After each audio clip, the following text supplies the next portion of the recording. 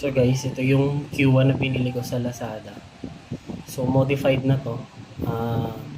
Napalitan ko na yung nag-upgrade na ako sa piston.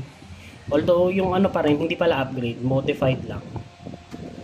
Inayos ko lang yung piston niya para magkaroon ng tamang buga ng hangin. Then yung sa cylinder ganun din. Mas pinahaba ko lang ng konti para sakto siya dun sa chamber kung saan nag-i-stay yung bala. So ito, gamit pala natin is yung regular BBs lang kasama dun sa mismong baril na binigay. So ito lang yung mga nabibili lang sa palengke. So ito, tignan natin yung output nito kung power test niya kung malakas ba talaga. Upgraded din pala yung spring nito. So bale ang napalitan lang talaga dito is spring, the rest is modified. So check natin kung gaano siya kalakas dito, kung kaya niya butasin. So trinay ko na to, kaya naman.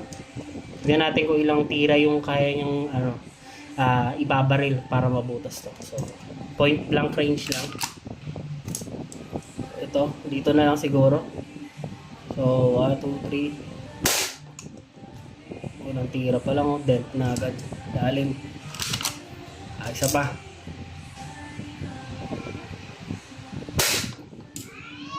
Second, medyo malalim na dent.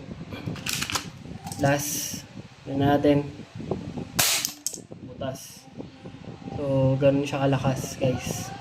3 tira gamit yung regular BBs. Kayang bumutas ng lata ng lata ng ganito, magro.